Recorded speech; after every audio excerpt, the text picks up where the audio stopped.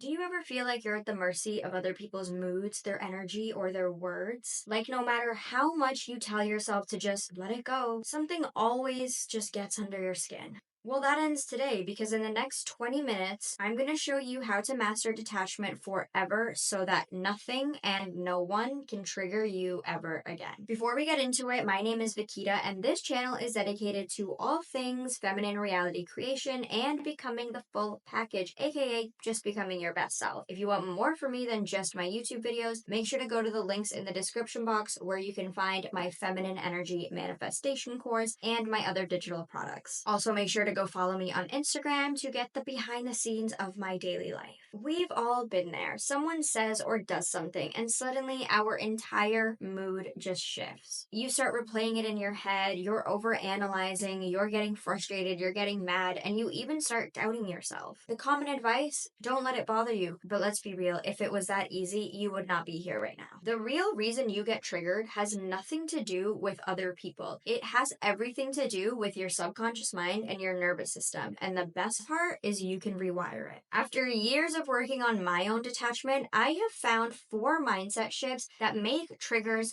disappear. Once you learn these, you will never waste another second overthinking someone else's opinion, their energy, or their words. Let's start with the first one because this alone will change everything. Detach from your identity attachments. The reason certain people, words, or situations trigger you isn't because they actually hold power over you. It's because you've tied a part of your identity to them. Think about it like this. If someone tells you you're bad at math, you will not be fazed because you're an accountant and accountants can't be bad at math. So you would just laugh it off because you know who you are in that certain area of your expertise. You know you're good at math. So someone saying that is not going to affect you. You are firm in your identity when it comes to you being good at math. But when a comment does hit a nerve or when it does start to feel a little bit personal, that is a clear sign that part of your identity is attached to that label. One of my identity attachments was being called the lazy one and the one who was just so attached to her comfort zone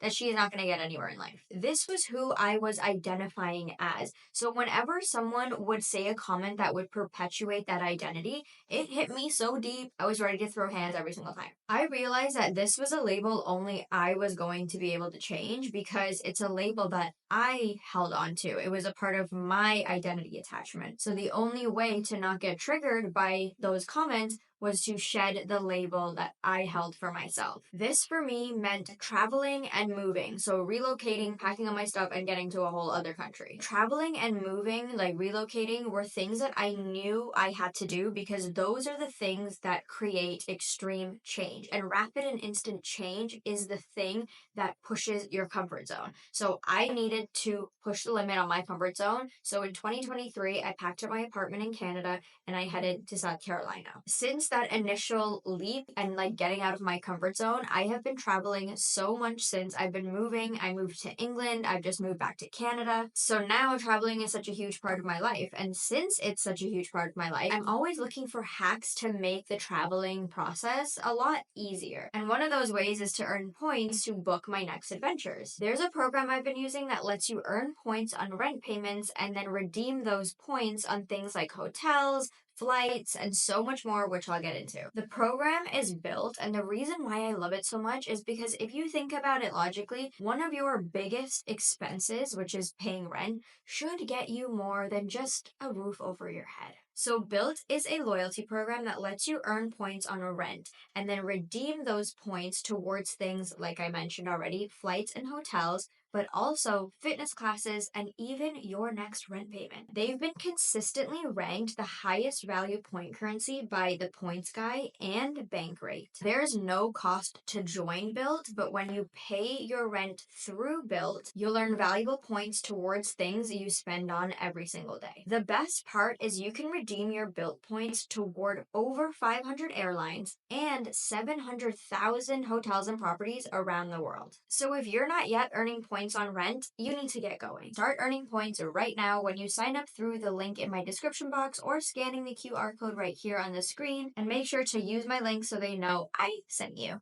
If you personally feel like one of your best qualities is being the responsible one, and that is what you have kind of formed your identity on, being the responsible one in your family, if someone calls you irresponsible or negligent, you are going to feel like that is a direct attack on your self-worth. If you identify as the nice girl and you're always kind and generous to people, and then someone is rude to you and isn't really taking to your nice girl energy, you are going to feel like you're doing something wrong. Why is this person not picking up on my nice girl energy? I'm always the nice one. Why is this person not taking to me? Do they see me? Are they not hearing me? You might feel very disrespected because that is an attack on your identity. If you've built your self-image around being successful, not being successful at things can be an unbearable contradiction to your identity. Because in your mind, failure is the opposite of success. So how can you be successful and fail at the same time? In your mind, this is contradicting who you think you are. But here's the truth. Your identity is not a fixed thing. Your personality can be changed. You don't have to just be the nice girl or the responsible one or the good at everything person and can never fail one. You are a growing individual. You are an evolving human being. And if you're not evolving, then you're doing something wrong. If your personality does not change, then you are doing something wrong. And if you feel like you are boxing yourself in, other people are going to then portray that label onto you. If you are only claiming the nice girl, you are only claiming the successful and cannot fail at anything one, if you are claiming just the responsible one and cannot let loose and have fun, you are going to tell other people that that is who you are and you're claiming that, and that is the only person you can ever be. When you detach from these rigid identity labels, you become untouchable because now no one or nothing can box you in. No one can threaten something that isn't confined to a single definition. So how are you going to break free from these identity attachments? You are going to start seeing yourself as fluid, not fixed. You can be 15 different things in one day. Trust me, I have been there. I feel like I have lived 2 lives in this one lifetime because of how many times I have changed and how many rebrands I have had. If you need a full video on a rebrand, watch this video next, but you can have as many rebrands as you want. Like, it does not matter the moment you start detaching, because now someone can tell you something about yourself, but it doesn't hit a nerve because you know that might have been me 2 days ago, but it isn't me today. Once I decide I am not this thing anymore, you are not this thing, you are not this person. No one else can tell you who you are. You are capable of being relaxed and responsible. You are capable of being nice and firm in your boundaries. You can be ambitious, but you can also have peace and be in the present moment and feel grateful for everything you have right now. The beautiful thing is that the moment you let go of the pressure to always be a certain way, no one can ever use anything against you. So the next time someone triggers you, ask yourself, what label am I subconsciously trying to defend? What part of my identity feels attacked right now? Just noticing this alone can dismantle and dissolve 80% of the emotional charge you feel when someone attacks you, when someone triggers you. Because suddenly it's not about you, it's about a belief that you're holding on to. And the best part about it is that beliefs can be changed. Instead of thinking things like, I'm not good enough, think things like, I don't have to prove my worth to anyone. The more you practice this, the less power anyone will have over you. And remember that someone else's opinion is not truth. Your truth is your truth. You decide every day what you feel is important. Someone calls you lazy? No, my priorities are just different. My priorities are different to your priorities. You might want to have a fast morning and I want to have a slow morning. Does not mean I'm not going to get everything I need to get done in that day. If someone questions your choices, that doesn't mean you made the wrong choice. It just means they are filtering your choice through their lens of the world and their beliefs and their experiences and their trauma. And none of that is your responsibility to carry. The moment you let go of identity attachments is the moment you stop seeking external validation, and that is where you find your true and ultimate freedom. The second shift is healing your nervous system. Training your nervous system to feel safe is the most powerful thing you can do. This is where the shift from attachment to true detachment, that that is permanent, it's sustainable, and it's actually an embodiment rather than just this act you're trying to put on, like, I am detached. No, I am. It's like, no, you're not. It's just you putting that on. It's in your mind, but it has to also be felt in your body. Our nervous system dictates every area of our life. Relationships, familial, platonic, romantic, career, big changes, getting out of our comfort zone, feeling safe with going to the next level in every area of life, finances, whatever the case may be. Your nervous system is in charge. And this is actually what I cover big time in my feminine energy manifestation course, which you can grab down below. You don't get triggered because of what someone says. Most of the time, this is not the case. You get triggered because on a deep physiological level, you don't feel safe. That person's reaction, their mood, their energy, what they've said to you is a threat to your safety. And your nervous system picks up on this, causing you to have that deep emotional charge. Even if this threat is just a passing comment, your nervous system is picking it up. Your nervous system does not know the difference between a real life threat, you getting chased in the jungle by a tiger, versus someone criticizing you over text. These two things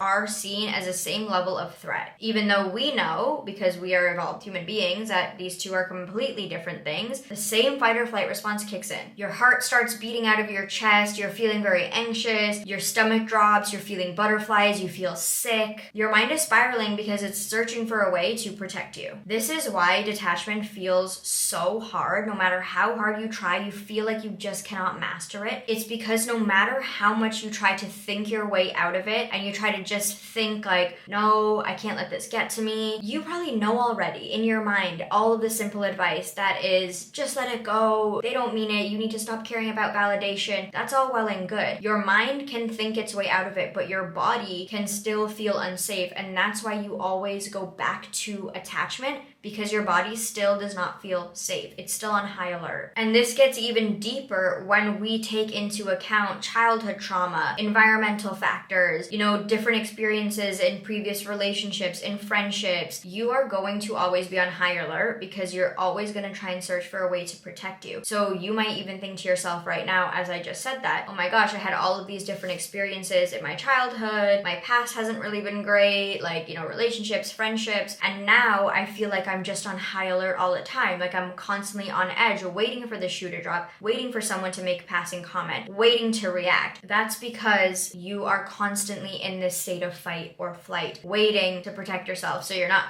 caught off guard. You're not looking around. You're always ready to go. So that's the biggest thing here, is that we shouldn't be comparing ourselves to the people that seem very unbothered, right? For me, detachment has become easier. It wasn't always that easy because, like I said, going back to the previous point, we have a lot of labels attached to our identity that we hold on to. And when someone contradicts that with their statement, with their words, we start to take that as an internal threat. Once you get past that, you go into the nervous system regulation, where we are now training our body to feel safe in our identity. No longer feeling shameful about ourselves, but feeling at peace and remembering that we are safe at all times. It's not the wild. We are not getting chased by lions. Detachment is not down to willpower. It's down to nervous system regulation. So don't compare yourself to the woman right now that is just floating through the wind, having an easy breezy time. You can also get there because you can train your nervous system. You can rewire it to feel safe. So the first step is to break the automatic reaction that happens when you feel triggered. This has been such a key. You will not feel the same way about that situation, about what that person said, 20, 30 minutes, maybe even a day later. You will always feel instantly emotionally revved up in the moment. If you react right away, you are setting yourself up for failure. I have a video on this I did, I think, a year ago, where I was talking about you will always feel calm after the emotional surge has passed. You will never regret waiting to respond. You will always regret your immediate reaction, right? So in this moment, the first step is to take a deep breath and tell yourself that you are safe, you are all good, there's no lions, there's no tigers, just take a deep breath. Your body needs to hear you affirm to yourself that you are safe. That affirmation then can translate into a bodily feeling. Once your body starts to take a deep breath, you are not in a threatening situation, and all you need to do is just calm down. You then can start to shift out of fight or flight mode and enter a more regulated state of being, which then can give you a more calm and less reactive response to whatever you're doing, right? Then you can decide, do I even feel like I need to respond to this? How do I want to proceed in this situation? So now we're shifting from reacting to simply observing. Doing this over time will train your body to not associate with every uncomfortable emotion it feels. All that discomfort that can come up with different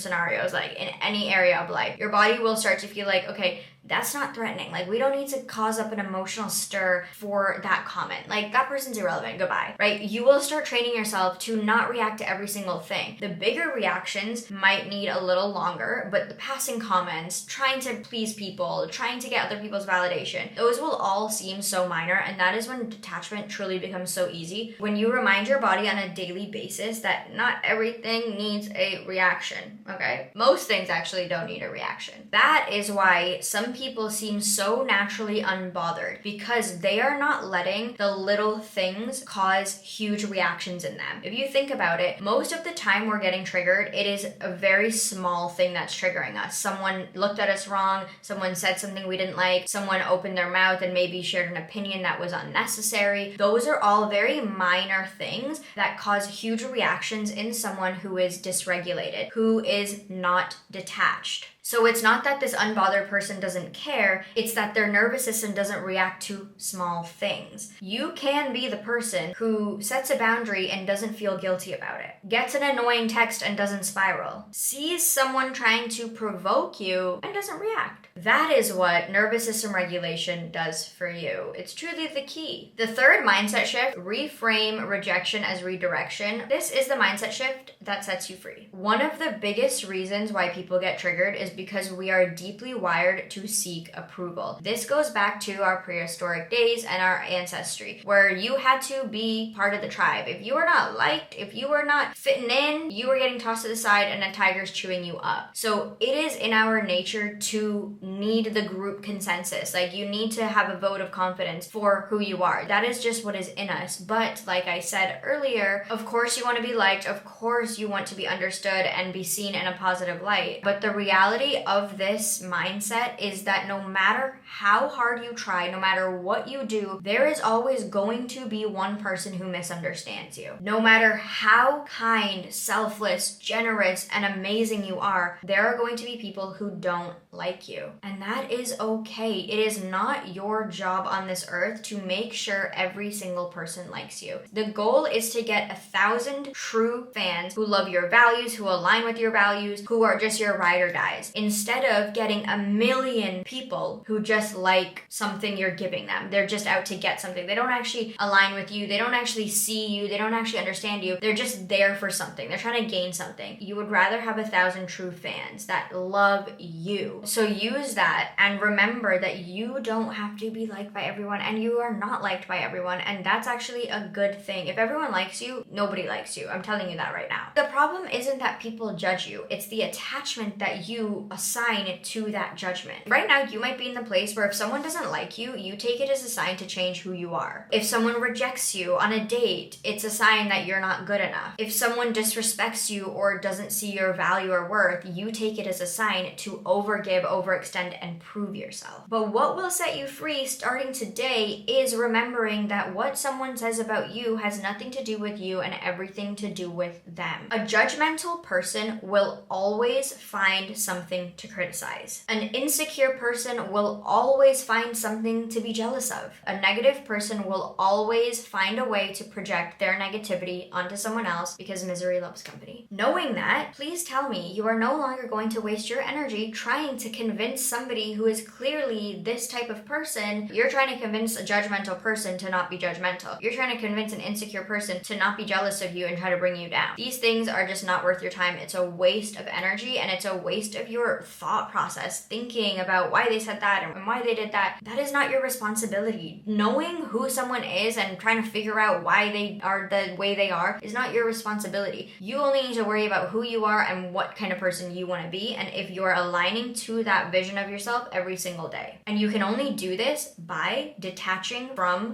what other people say, their words, their actions, their behavior, all of it. So the next time you feel rejected by someone, remember that it's just redirection into the person or the people that are actually aligned for you. Something better will always come from something that is just blah and lackluster. One thing that has truly changed my life over the last 5 years of doing all this kind of work and really becoming the best version of myself is remembering to not ask myself what is wrong with me. It is to ask myself, what does this say about them? If someone's gossiping about me, I don't ask what's wrong with me. I ask, what is this saying about their need for validation? What is this saying about their need to feel like they're cool and like they're, bonding with people based on a common enemy? Once you can do this, you're no longer the target. You are now the observer. This is so powerful. That right there is chef's kiss, bueno, all of the good things. So let them judge, let them misunderstand, and just let them go. Watch how much lighter your life becomes. Going on to mindset number 4, which is the reality check you need that is going to also set you free. This might actually be the secret to life as a woman, is knowing that you need to be choosing facts over feelings every single day. The real reason you might find it difficult to detach is because you continue to choose your feelings over seeing the facts, choosing emotion over evidence, when all situations present you with straight up cold facts and straight up evidence, instead of going for ambiguous, very vague things like our feelings, which can be tinted through the lens we're perceiving somebody, a situation through. What we cannot alter is the facts. Maybe for a little bit because of the way we're perceiving the facts,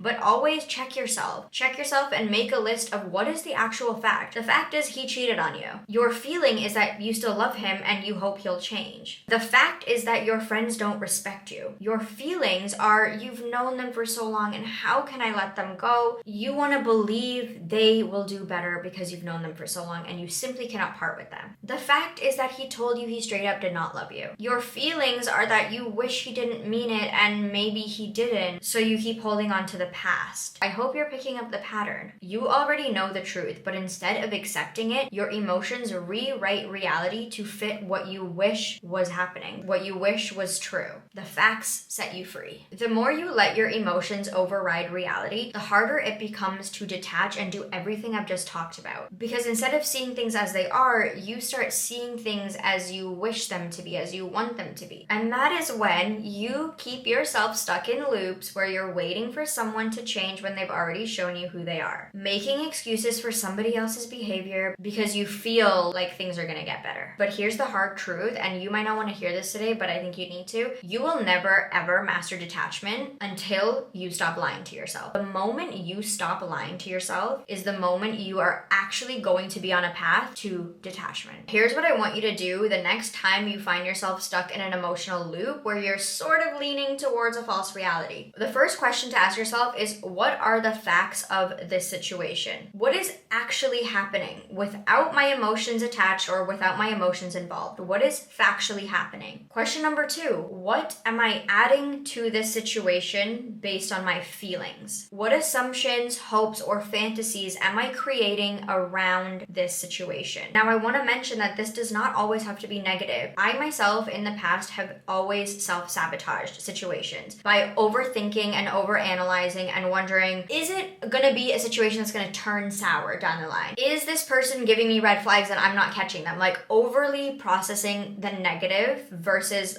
being able to find the good. So for me, recently I was like, what are the facts of this situation? What is the evidence being presented to me, right? I'll give you a hypothetical in love. Fact is that he's doing X, Y, and Z that are all aligning with what I look for in a person. The evidence is that he's consistent, he shows up, he does X, Y, and Z, and it's all amazing. My feelings are telling me that this is scary, this is threatening, you're self-sabotaging, let's start to self-sabotage, let's do this, let's do that, let's try and abort mission. My feelings are trying to to make me see this situation in a light that is not actually reality. The reality of the situation is that this guy's amazing and he's treating me that way, and he's not love bombing me. He's not doing all these things. But my feelings are making me feel scared. So now I'm trying to pick up things. I'm going on TikTok and I'm trying to see, like, oh my God, is he love bombing me? Is this sketchy? Like, is this gonna go awry? So you can also flip this and use it for positive, right? Where if this person's showing up factually with evidence that they're an amazing person and they're consistent and they're everything you want and they're aligned, but your feelings are trying to self-sabotage, that's when you also check yourself. So it goes both ways here. So this shift is to get you to stop making decisions based on what you wish was true and start making decisions based on what is factually being presented to you. What is the evidence saying, girl? The way you will master detachment is detaching from identity attachments, training your nervous system to feel safe, reframing rejection as redirection, and choosing facts over feelings. And remember that you can choose to be a completely different person today. Your personality is not set in stone, your identity is not set in stone, and you can have as many rebrands as you want. And if you need help with that, watch this video next.